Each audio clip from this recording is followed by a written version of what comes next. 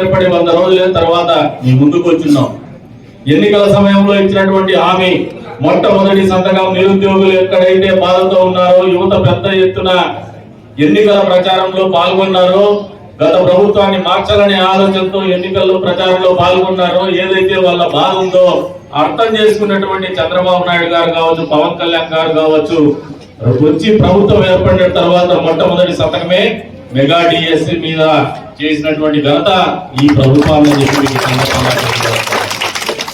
అంతేకాదు యావత్ ప్రజానీకం కూడా ఎన్నికల సమయంలో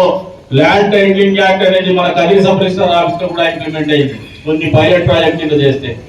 అటువంటి పరిస్థితుల్లో యావత్ ప్రజానీకం మేము ఆస్తులు కొనుక్కుంటే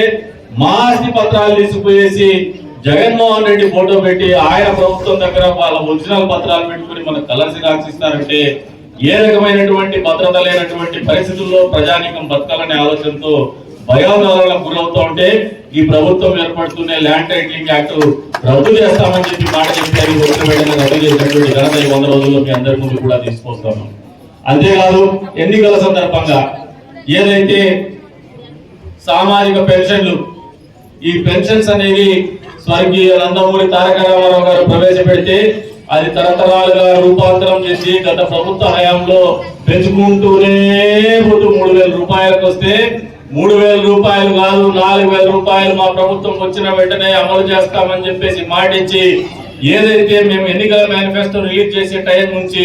మా ప్రభుత్వం ఏర్పడిన తర్వాత ఇచ్చేటువంటి మొదటి నెల పెన్షన్లు గడిచినటువంటి 2-3 నెలలకు కూడా మేము 1000 రూపాయలు ఏదైతే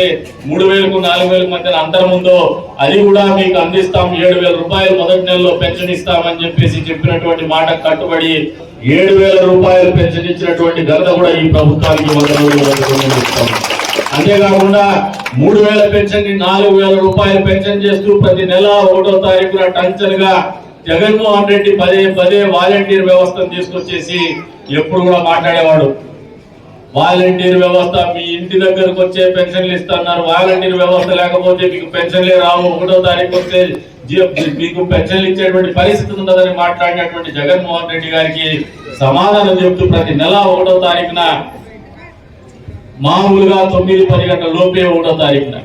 దాదాపు 90% మేర పెన్షన్లు ఇచ్చినటువంటి ఘనత ఈ ప్రభుత్వాన్ని, 100% 1వ తారీఖు సాయంత్రం అయ్యేసరికి పూర్తి చేసినటువంటి ఘనత కూడా ఈ ప్రభుత్వాన్ని అని చెప్పేసి కూడా ఈ సందర్భంగా తెలియజేస్తా ఉన్నాను. అంతేకాకుండా వికలాంగులకు పెన్షన్ పెంచినటువంటి ఘనత 6000 రూపాయలు చేస్తున్నారు. అదే రకంగా పూర్తి అంగవైకల్యం ఉన్నటువంటి వాళ్ళకు 15000 రూపాయల పెన్షన్ ఇచ్చేటువంటి కార్యక్రమం కూడా ఈ సందర్భంగా మీరు గుర్తిరగాలని చెప్పేసి కూడా ఈ సందర్భంగా తెలియజేస్తున్నాను ఈ 100 రోజుల పరిపాలన. అంతేకాకుండా మీరు ఒక్కసారి గమనించుకోండి, పోలవరం అనేది ఈ రాష్ట్రానికి జీవనాడి. ఈ పోలవరం గడిచిన 5 సంవత్సరాల్లో గడిచిన ప్రభుత్వంలో ఎక్కడ కూడా ఒక అడుగు కూడా ముందుకు పడినటువంటి పరిస్థితుల్లో వచ్చి రాగానే పోలవరం ప్రాజెక్టుకు డబ్బు తీసుకొచ్చినటువంటి ఘనత దాదాపు 15,000 కోట్ల రూపాయలు డబ్బులు తీసుకొచ్చినటువంటి ఘనత కూడా ఈ ప్రభుత్వానికి దక్కుతుందని ఈ సందర్భంగా తెలియజేస్తాం.